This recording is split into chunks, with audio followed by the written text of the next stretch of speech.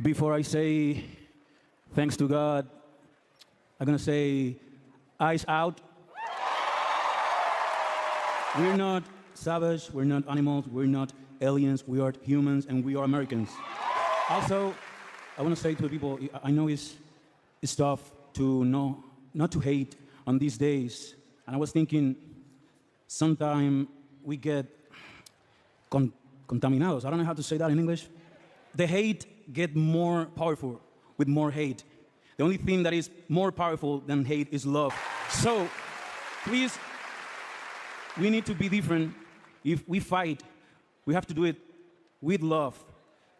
If, we don't hate them, we love our people, we love our family, and that's the way to do it, with love. Don't forget that, please. Thank you. Thank you, God. And thank you to the Academy.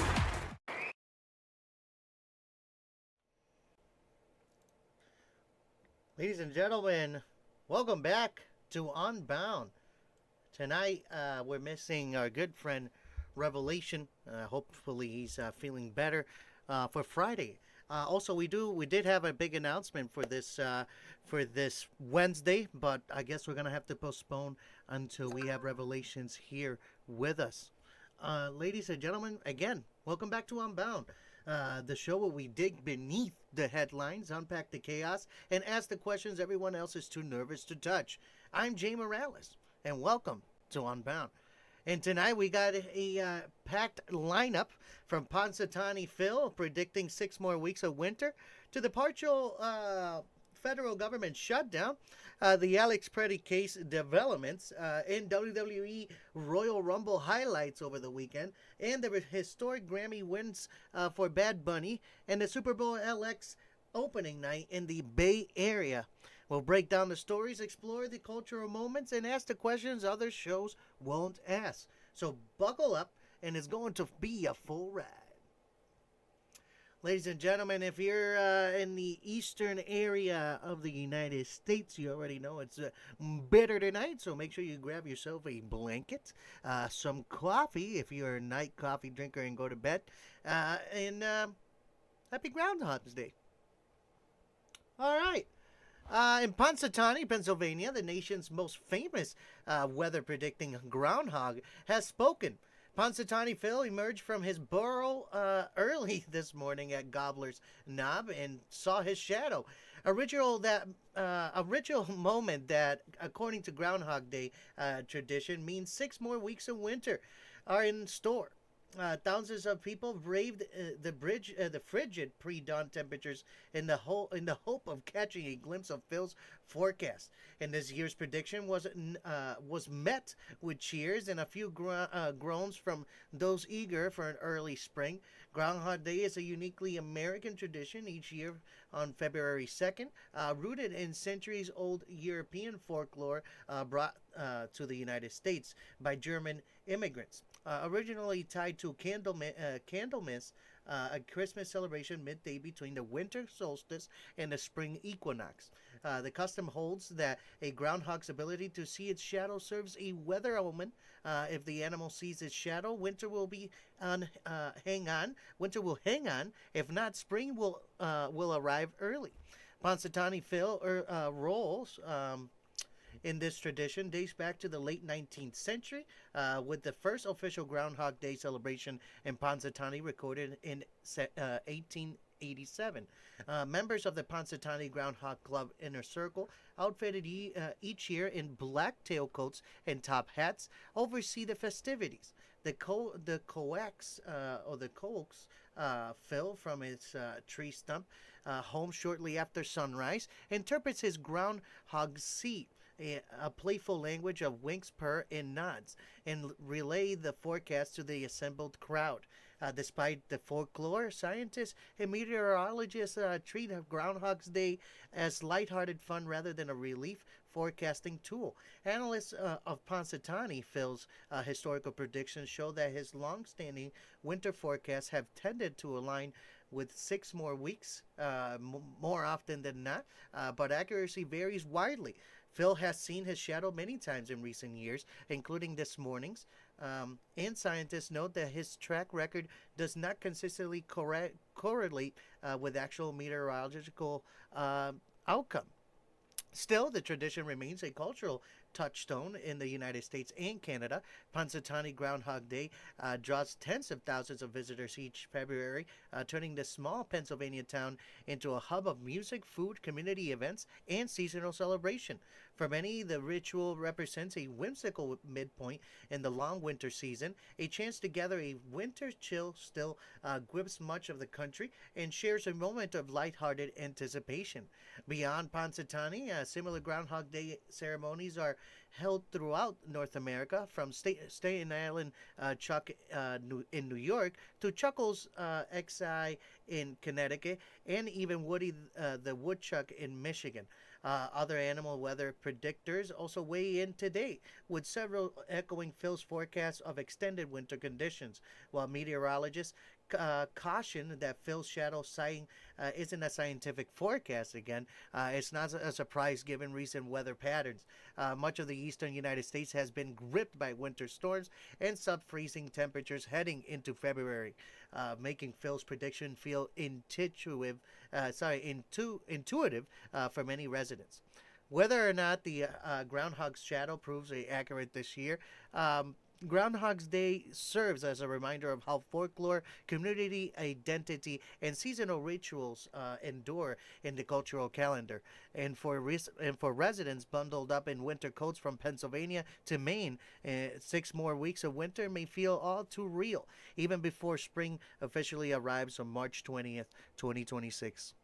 Ladies and gentlemen, as always, we end with ending discussions that we usually have Revelation take over. But here's my question to you, the audience. Why do traditions like Groundhog's Day continue to captivate audience even though they aren't scientifically reliable? How has culture, especially the film Groundhog's Day, shaped the public perception of this annual event? And in what way do seasonal rituals like Punxsutawney Phil's prediction help communities connect with folklore and each other?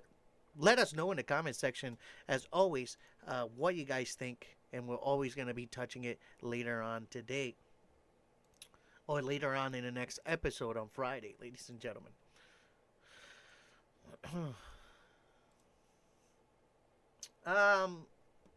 To answer maybe some of these questions for you guys, it's a fun and nostalgic tradition. I think that's why people do it, and people enjoy shared cultural rituals. That's how this country was built. It's in different types of beliefs, and it adds a little humor to the anticipation to winter. You know what I mean? How bad we're already getting hit now as we speak. You know what I mean? Sorry about that. It's been so bitter, and it's so much snow, and there's still so much more to come. It's ridiculous. People haven't still gotten out of the negatives, or at least out of the low numbers. You know what I mean? The low teens. Way below teens. For Groundhog's Day, the film made it widely recognized, and it turned into a metaphor for repetition and reflection, which that's what we're living right now. It's a lot of repetition, and we're seeing so much of it. It feels like we're all sick of it enough to say, Let's get into spring already. An increased interest in visiting Punxsutawney and watching the event. And there has been. I know a few people that have gone in the last few years. And in what ways do seasonal rituals like Punxsutawney Phil's prediction help communities connect with folklore in each other? Well, encourages local gatherings and festivals, preserves cultural stories and traditions, and creates shared experiences and local pride. Groundhog's Day every day. Surely. Great movie if you haven't watched it. Bill Murray. Groundhog's Day. Great movie. Moving on now, the United States is currently experiencing a partial federal government shutdown, marking the last chapter in a long-standing budget impasse in Washington. Funding for key federal agencies lapsed at 12:01 a.m. on Saturday after Congress failed to approve appropriations legislation to keep the government fully operational. The sharp standoff stems from sharp divisions over spending levels, border security funding, and policy provisions tied to immigrant enforcement, leaving millions of federal employees and countless citizens facing uncertainty. The Senate had approved a bipartisan spending package last week designed to keep most agencies funded through the end of a fiscal year while extending funding for the Department of Homeland Security for an additional 2 weeks.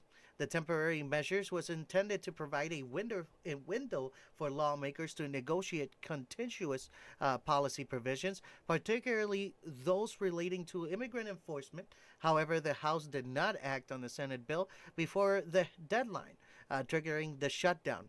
How Republicans face internal divisions in a narrow majority, with some conservative members demanding additional policy riders before they will support the measure. Democrats have countered that funding should not be contingent on drastic changes to immigration law or enforcement operations. Speakers Mike Johnson has acknowledged the challenge of securing enough votes to pass the legislation, leaving the timeline for reopening government uncertain. The partial shutdown is already affecting federal operations. Thousands of Federal Aviation Administration employees, including air traffic controllers, are working without pay again, while many non-essential government functions have been temporarily halted. Critical services like Social Security payment continues, but local offices are operating with reduced capacity. The Bureau of Labor Statistics has also delayed the release of January job report due to the lapse in funding, complicating economic monitoring for policymakers and businesses alike. Economists warn that even a short-term shutdown can have tangible economic effects. Past shutdowns have disrupted federal contracts, slowed tourism at national parks, and shaken consumer and investor confidence. Small businesses dependent on government approvals or services may see sudden revenue interruptions, and prolonged uncertainty could influence hiring and spending patterns across the economy. Excuse me, real quick. So sorry. President Donald Trump has called for lawmakers to act quickly to reopen government, emphasizing the need for border security, funding, and fiscal accountability. He expressed optimism that Congress could reach an agreement by Tuesday, citing the shorter scope of the shutdown compared to what with past protracted funding lapses. Mouthful there, ladies and gentlemen. Sorry about that.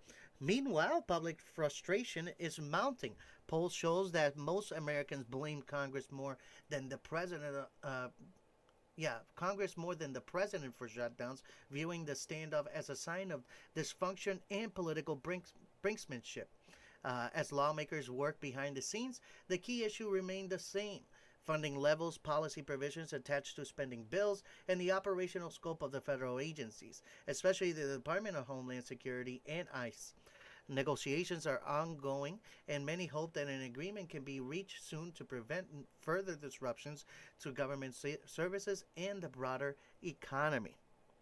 Ladies and gentlemen, another government shutdown. It's partial. It's partial. I know it's partial. But if nothing happens soon, it's gonna go full blown.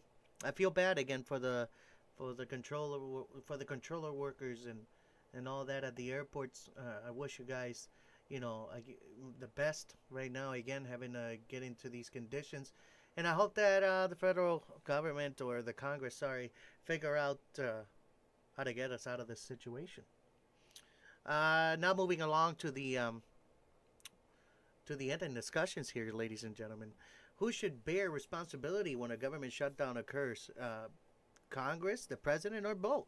Should a contentious policy issues such as immigration enforcement be separated from the government funding process?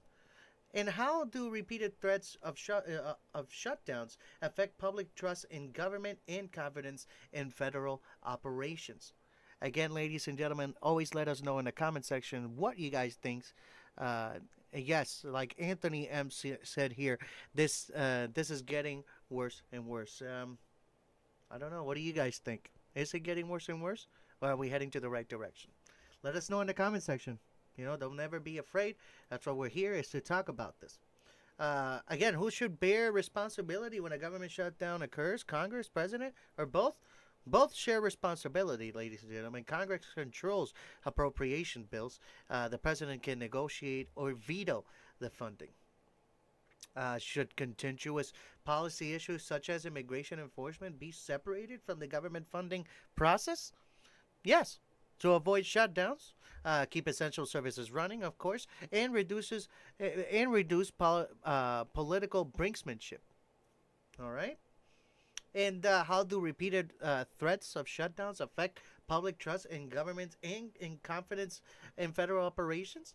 Decreases trust in government, truly, and it creates also uncertainty for federal workers, and disrupts public services and economic confidence. Again, ladies and gentlemen, let us know in the comments.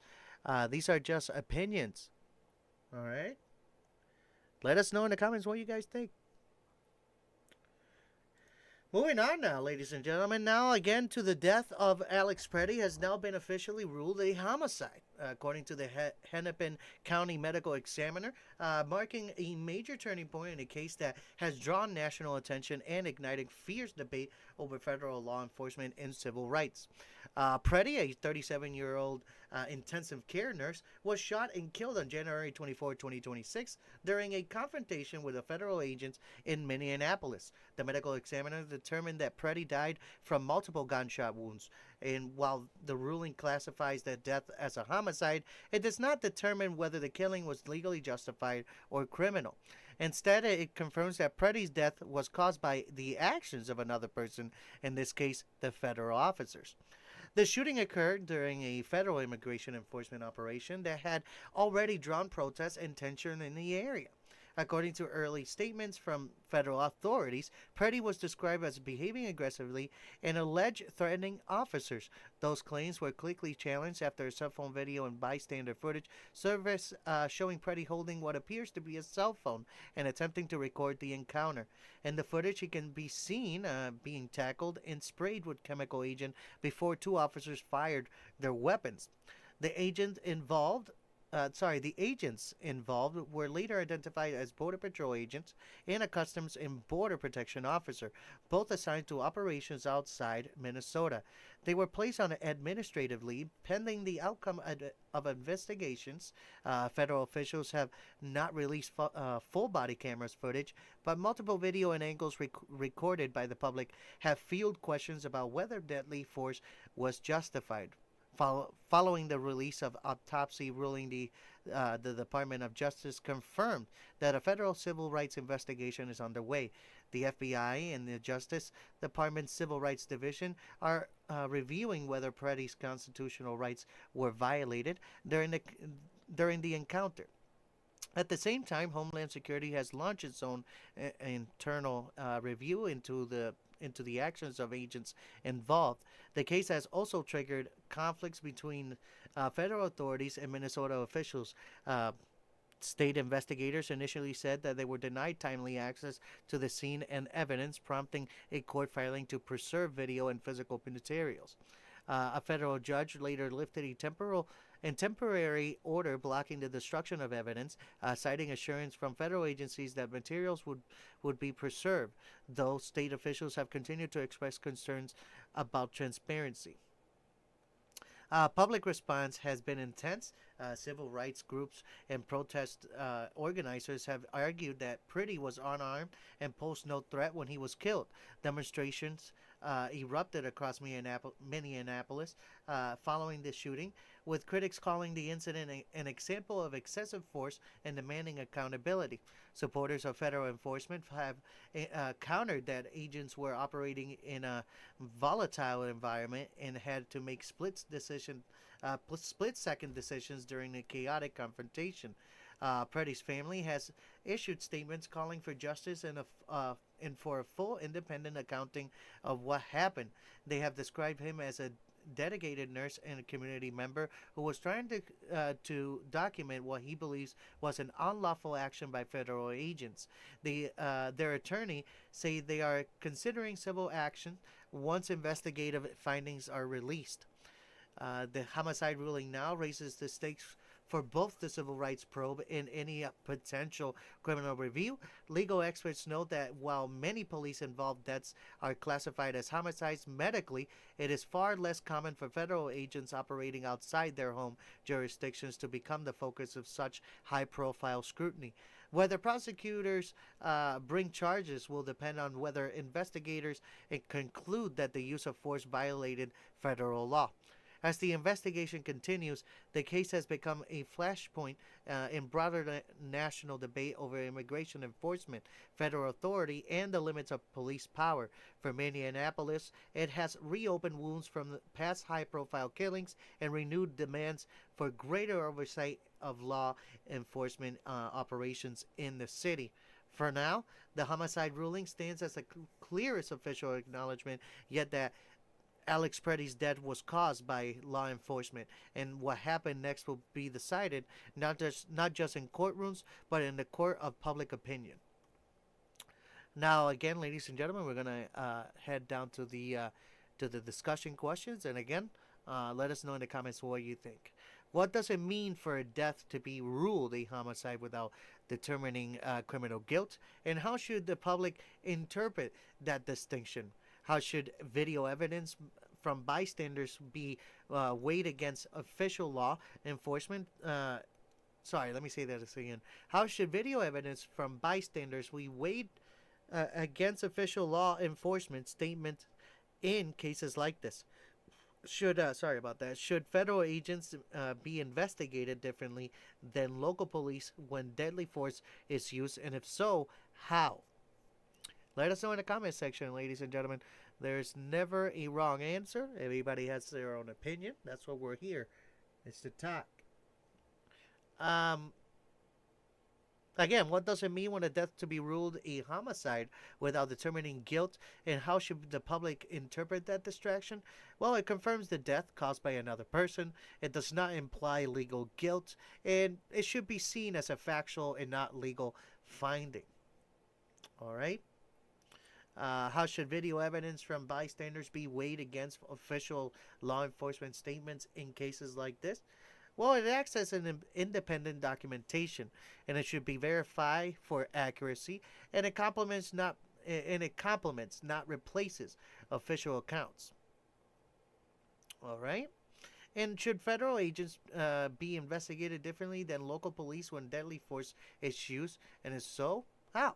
Well, independent federal oversight is required, and investigations follow federal jurisdiction protocols, and transparency is key to public trust. All right? And now we're going to move on to lighter notes of the night, ladies and gentlemen. We're flying right through this tonight. Might be a really short show. At the WWE Royal Rumble over the weekend on Saturday in Riyadh, Saudi Arabia, the road to WrestleMania 42 has officially begun, with a night of big victories, emotional farewells, and title-setting moments that will shape the next chapter of WWE storytelling. In the most anticipated bouts of the evening, Liv Morgan emerged victorious in the Women's Royal Rumble match, outlasting a stacked field of 30 competitors that included established stars and surprise entrants.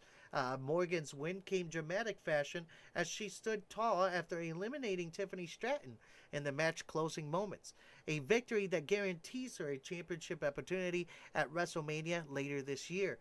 Her performance was marked by resilience and opportunistic strategy, capping off what many fans called a breakout moment in her career. On the men's side, Roman Reigns reclaimed the spotlight by winning the men's Royal Rumble match. Reigns outlasted a field packed with heavy hitters, including Gunther, Randy Orton, Logan Paul, Brock Lesnar, and many more. Ultimately eliminating Gunther to secure his second career Royal Rumble win and punch his ticket to the title shot at WrestleMania 42. The victory reinforces Reigns' position as one of WWE's more dominant figures, even as new challengers continue to emerge. The night also featured a high-stakes single competition with major implications. In a career-threatening match, Gunther defeats AJ Styles in a hard-fought bout that was billed as Styles' potential final WWE match. Gunther's victory left many in the audience emotionally charged, and commentators noted that the crowd's respect for Styles as he made that could be the final walk of his WWE career. In other marquee match, though, Drew McIntyre continued his run as the undisputed WWE Championship, defeating Sami Zayn in a physical showdown to retain his title. McIntyre's victory keeps him firmly positioned at the top of the championship scene as WrestleMania approaches, setting up future storyline possibilities on the grandest stage of them all. Taken together, these outcomes made Royal Rumble 2026 a night of both culmination and the beginning. Morgan and Reigns booked their WrestleMania title shots. Gunther cemented its standing as a brutal force in WWE, calling himself now the career killer. McIntyre remained the centerpiece of the main title picture, and AJ Styles' emotional loss added a point of footnote to a legendary career. These results will ripple through weekly WWE programming in the weeks ahead and fuel speculation about matchups and feuds as WrestleMania draws closer.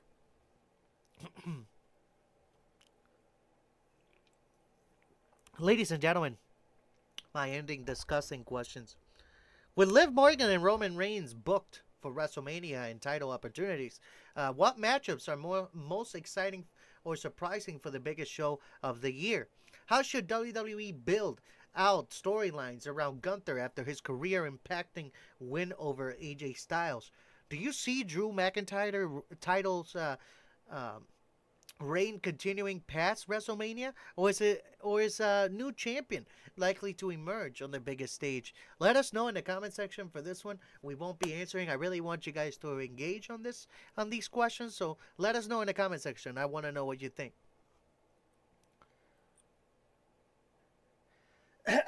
Ladies and gentlemen, now we're moving on to Sunday night in Los Angeles. Music history was made at the 68th Annual Grammy Awards, with Bad Bunny, Debí Tirar Más Fotos, taking home Album of the Year, making a major breakthrough for Spanish-language music and Latin artists on the global stage. Bad Bunny, born Benito Antonio Martinez Ocasio, not only won the top prize of the night, but also walked away with 3 Grammy Awards overall, cementing a night of both artistic triumph and cultural significance.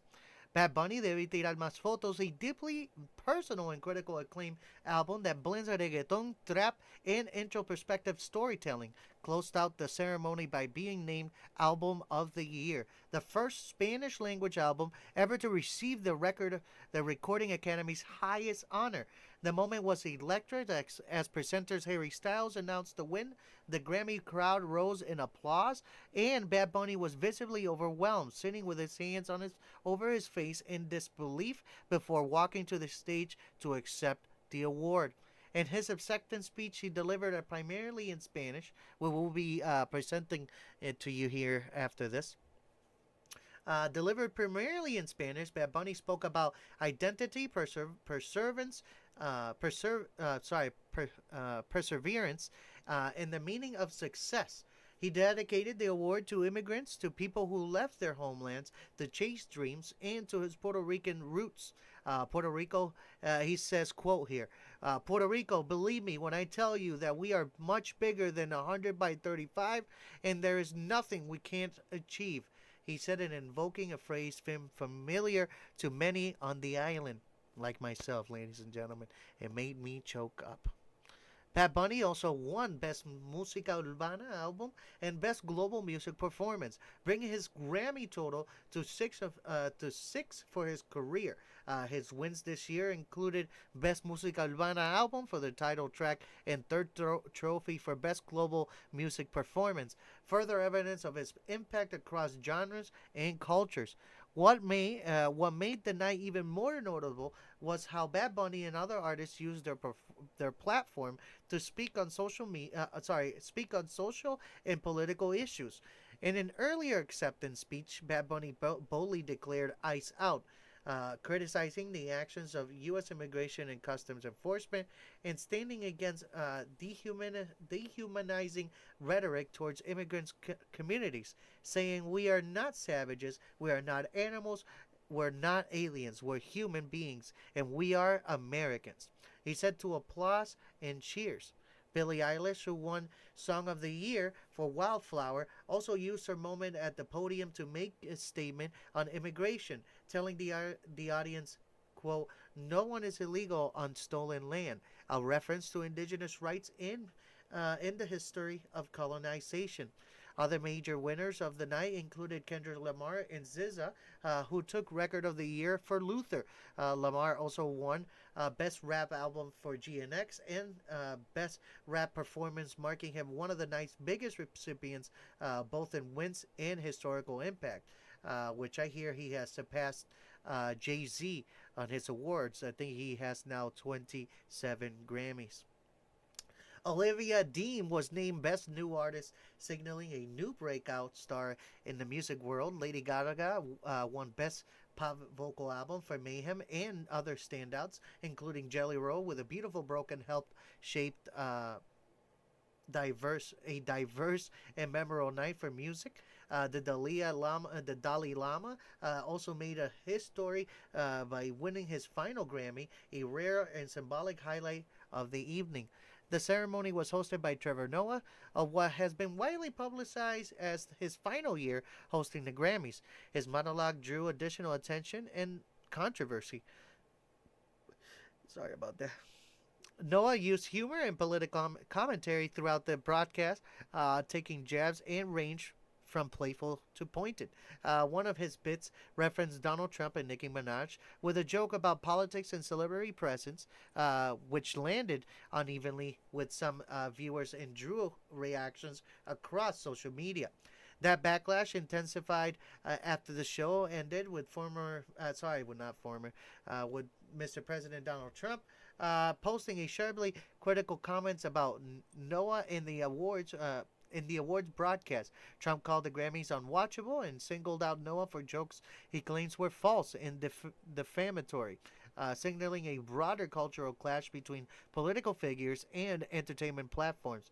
Throughout social media, reactions to Bad Bunny's wins and messages were just as passionate. Supporters praised his unapologetic embrace of Latin culture and identity, celebrating the historic nature of the album of the year win and the way he used the stage to advocate for empathy and inclusion.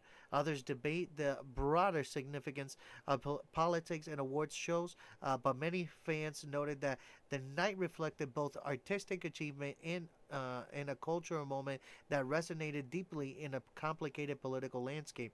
Bad Bunny's triple Grammy victory is more than personal milestone. It's a symbolic moment for Spanish language music on the global stage, a reaffirmation of his wide appeal and precedent that may influence how Latin artists are recognized in the years to come. With the Super Bowl halftime show also on his calendar and more stages yet to be conquered, Bad Bunny's 2026 is shaping up to be for the history books, ladies and gentlemen. Let us know again in the comment section, what do you think about Bad Bunny's wins? Now my ending discussing questions, ladies and gentlemen. Bad Bunny's Debí Tirar Más Fotos, becoming the first Spanish language album to win Album of the Year, is historic. What does this mean for the future of Spanish language music on the global stage? Many artists, including like Bad Bunny, Billie Eilish, used their Grammy acceptances speech to speak out on immigration and human rights. Should award shows be platforms for political and social commentary, or should they focus strictly on art?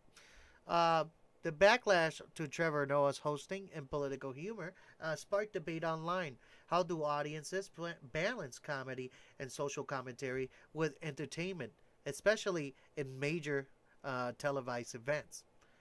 Again, let us know in the comment section. We're going to leave this one again for you, a little homework. Let us know what you think in the comments section. Bum, bum, bum, bum.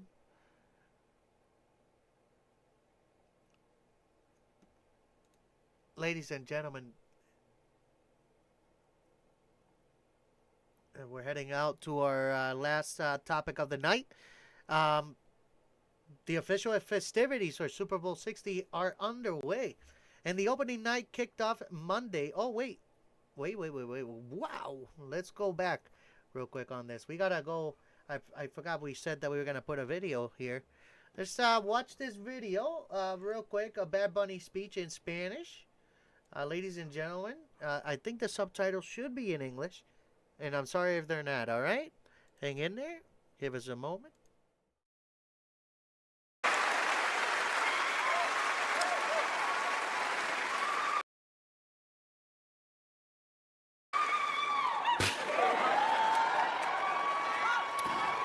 Puerto Rico, créeme cuando te digo que somos mucho más grandes que 100 por 35. Y no existe nada que no podamos lograr. Gracias a Dios, gracias a la academia, gracias a todas las personas que han creído en mí durante toda mi carrera, a todas las personas que trabajaron en este álbum. Gracias, mami, por parirme en Puerto Rico. Te amo. I want to dedicate this award to all the people that had to leave their homeland, their country, to follow their dreams. Para todas las personas que han perdido un ser querido y aún así han tenido que seguir hacia adelante y continuar con mucha fuerza. Este premio es para ustedes. Gracias por tanto amor. Los quiero. A todos los latinos en el mundo entero y todos los artistas que estuvieron antes y que merecieron estar en esta tarima recogiendo este premio. Muchas gracias. Ladies and gentlemen, that was Bad Bunny's speech in Spanish. For those of you that know Spanish, you know this means a lot to the Latino community. Congratulations again to Bad Bunny. You deserve it.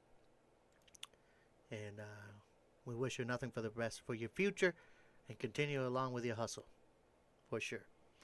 Now, ladies and gentlemen, we're moving on to our last and final. Oh, I'm lying again. I'm lying again, ladies and gentlemen. I'm lying. Final video. Jelly Roll. We got the Jelly Roll acceptance speech, ladies and gentlemen. I know they're going to try to kick me off here, so just let me try to get this out. First of all, Jesus, I hear you and I'm listening, Lord. I am listening, Lord. Second of all, I want to thank my beautiful wife. I would have never changed my life without you. I'd ended up dead or in jail. I'd have killed myself if it wasn't for you and Jesus. I thank you for that. I thank you for my label, Broken Bow, Country Radio, baby. What's up, dog? Oh, Republic, John Manili, we did it, baby. There was a time in my life, y'all, that I was broken. That's why I wrote this album. I didn't think I had a chance, y'all. There was days that I thought the darkest things. I was a horrible human. There was a moment in my life that all I had was a Bible this big and a radio the same size and a 6x8 foot cell. And I believed that those two things could change my life. I believed that music had the power to change my life and God had the power to change my life. And I want to tell y'all right now, Jesus is for everybody. Jesus is not owned by one political party. Jesus is not owned by no music label. Jesus is Jesus, and anybody can have a relationship with him. I love you, Lord.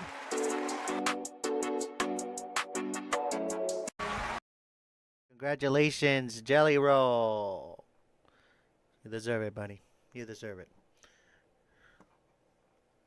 Ladies and gentlemen, now we can move on and say that the official festivities for Super Bowl 60 are underway, and the opening night kickoff on Monday with energy and spectacle that marked the official start of one of the biggest sporting events of the year. Super Bowl opening night, sometimes referred to as Media Day turned celebration, brought together thousands of reporters, fans, and players in the San Francisco Bay Area, giving football lovers a first taste of the excitement ahead of the championship game set for Sunday, February 8th at Levi Stadium in Santa Clara, California. Super Bowl opening night took place at the San Jose Convention Center and was broadcast live on the NFL Network, with streaming available on Peacock and Fubo. The event ran from 7 p.m. to 11 p.m. Eastern Time and showcased both Super Bowl contenders, the New England Patriots and the Seattle Seahawks, as they stepped into the spotlight and answered questions from a global media corps numbering thousands. For many fans, opening night has evolved far beyond a simple press event. What began as a daytime media introduction decades ago is now a primetime showcase event, complete with fan interaction, player interviews, and lighter moments as quarterbacks and coaches field both serious football questions and playful banter. Reporters peppered players like Patriots quarterback Drake May and Seahawks signal caller Sam Darnold with a wide range of questions reflecting the intensity and unpredictability of Super Bowl week. Opening night also serves as a curtain raiser to a jaw-dropping week of events across the Bay Area, with celebrations and activations designed for fans of all ages and interests. Concert block parties, interactive experience, and cultural showcases will carry through the days leading up to the big game, creating a sprawling schedule that honors both football and the enriched diversity of San Francisco and Silicon Valley. One of the most visible features of Super Bowl week is the Super Bowl Experience and Media Center, a hub for process conferences, fan activities, and interactive exhibits, housed at the Moscone Center in downtown San Francisco. The festivities also include music performances, culinary showcases, initiative summits, flagship fan events, and exclusive NFL gatherings that bring players, legend enthusiasts, and brings legends enthusiasts together well before kickoff. The Super Bowl opening night essentially signals that the Super Bowl is no longer just a game. It is a week-long festival that touches every corner of the host region, with the AFC Championship Patriots and the AFC and the NFC Championship Seahawks finally in town after travel and arrival Sunday. The focus now shifts from the hype to competition as teams refocus on preparation, mingling with fans, and reflecting on their journey to football's biggest stage. Behind the scenes, California officials have been emphasizing the economic impact of hosting the Super Bowl. State leaders estimate that the event will bring hundreds of millions of dollars in economic activity to the Bay Area as visitors arrive from across the globe for games, concerts, parties, and corporate events tied to the week's festivities. Off the field, cultural elements are playing a growing role in the celebration, from Green Day performance at the opening ceremony honoring 6 decades of Super Bowl history to the Apple Music Super Bowl halftime show headlining Bad Bunny. Opening the night has set the tone for an event that blends sport with entertainment and community engagement in unprecedented ways. Whether you're tuning in for the interviews, the fan culture, the music, or the build-up to kickoff, Super Bowl opening night 2026 has shown that this year's Super Bowl is about more than just a football game. It's a moment of celebration, spectacle, shared experiences as the Bay Area prepares to host one of the most watched sports events in the world. Now, my ending discussing questions to our last article here, ladies and gentlemen. How has Super Bowl opening night evolved from a media day into a full-blown cultural and entertainment event? And what does that say about the NFL role in American culture? With thousands of fans and global media descending on the Bay Area, how do local communities balance celebration and logistical challenges during Super Bowl week? What impact does a week of fan festivals, concerts, and interactive experiences have on the way casual viewers engage with the Super Bowl beyond the game itself? Let us know in the comment section, as always, ladies and gentlemen. Let's see.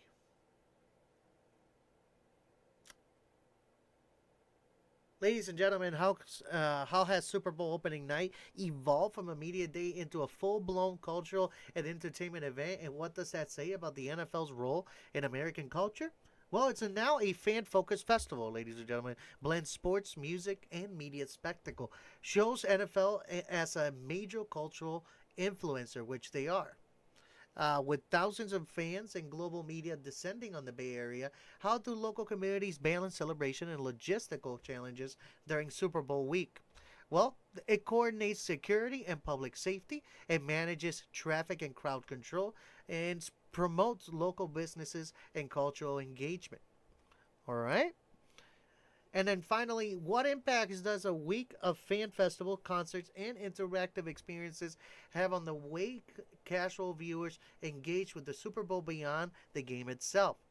Well, it increases emotional and cultural investment, and encourages social media and participation, and it expands engagement beyond hardcore sports fans. All right, ladies and gentlemen, that was it. That was it for the night. Again, this wraps up for tonight's episode of Unbound. We covered everything from Punxsutawney Phil's Groundhog Day forecast, the partial government shutdown, and the latest in the Pretti Case to WWE's Royal Rumble drama, historic Grammy wins for Bad Bunny, and the kickoff of Super Bowl 60 opening night. And before we go, as always, ladies and gentlemen, I want to take a moment to address two important issues: mental health and domestic violence.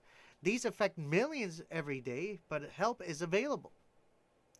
If you or someone you know is struggling with mental health challenges, you can contact the 988 Suicide in Crisis Lifeline in the U.S. by dialing 988. Trained counselors are available 24/7. For those affected by domestic violence, you can reach the National Domestic Violence Hotline at 1-800-799-7233 for confidential support, safety planning, and connections to local resources. Remember, reaching out is a sign of strength, not weakness. You are not alone. Again, thanks for tuning in. I'm Jey Morales. We'll be back Friday on Unbound to break down the week's headlines, ask the tough questions, as always, where no one else will, and dig deeper beneath the surface.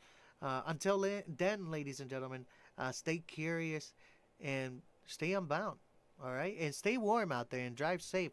It's going to be kind of crappy again in the eastern side of the country, so take it easy, guys. For now, I'm trying to find us something to leave with.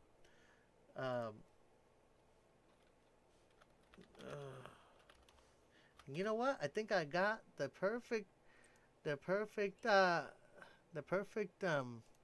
song to head out with, ladies and gentlemen. I might get a copyright, but you know what? In celebration of Bad Bunny, ladies and gentlemen, in celebration of Bad Bunny, we will be putting this on. Video courtesy of the Bad Bunny YouTube page, and yeah, hell yeah, everybody, have a good night. We'll see you Friday.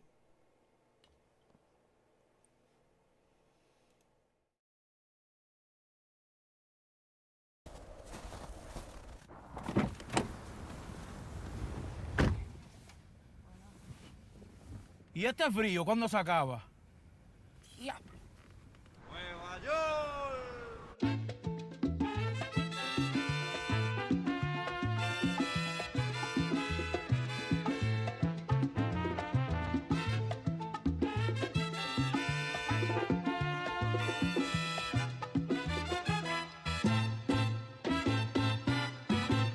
te quieres divertir con encanto y con primor, solo tienes que vivir un verano en Nueva York. Nueva York. Si te quieres divertir con encanto y con primor, ¿Pero qué es esto? solo tienes que vivir Y este frío. un verano en Nueva York. Un ratito nada más. Ey, ey, ey, 4 de julio, Farley y Ulay. Ando con mi prima borracha Rulay. Los míos en el Bronx, saben la que hay. Con la nota en hoy, por Washington hoy. Willy Colón me dicen el malo. Ey, porque pasan los años y sigo dando palos. Prendiendo discos como cuadro Frida Kahlo. El perico es blanco, sí, sí, el tusi racista. No te confundas, no, no, mejor evita. Ey, un chat de cañita en casa de Toñita. Y PR se siente cerquita, sí, sí, sí. Tengo el campeonato, nadie me lo quita. Cerveza nuevo, no me voy de cerveza nuevo, ¿ok? Puerto Rico. Como Bad Bunny va a ser rey del pop, ey, con reggaeton y dembow, ey, con reggaeton y dembow, sí, con reggaeton y dembow. Como Bad Bunny va a ser rey del pop, ey, con reggaeton y dembow. Me siento como el lápiz en tope del dough. Cuando yo nací fue que nació el flow de low a low. Ping pong, flow pesado, Big Pong, con silenciador le robamos las gotas. Jey Bond, ey, yo estoy en la mía, no tengo adversario, no. Con los Yankees los me en Soto, a correr que otra vez la sacamos al estadio. Si te quieres divertir con encanto y con primor, solo tienes que vivir Ya mismo nos vamos. un verano en Nueva York. Cuidado que nadie nos escuche. Cuidado que nadie nos escuche. Cuidado que nadie nos escuche. I made a mistake. I want to apologize to the immigrants in America. I'm in the United States. I know America is the whole continent. I want to say that this country is nothing without the immigrants. This country is nothing without Mexicans, Dominicans, Puerto Ricans, Colombians, Venezuelans, Cubans, Honduras. Tú tienes piquete, mami, yo también. Tú estás buena, yo estoy bueno también. Huelo rico y ando con los de 100. Si tú lo quieres, lo tienes que mover. Tú tienes piquete, mami, yo también. Tú estás buena, yo estoy bueno también. Huelo rico y ando con los de 100. Si tú lo quieres, lo tienes que mover. Lo tienes que mover. Lo tienes que mover. Lo tienes que mover. Lo tienes que mover.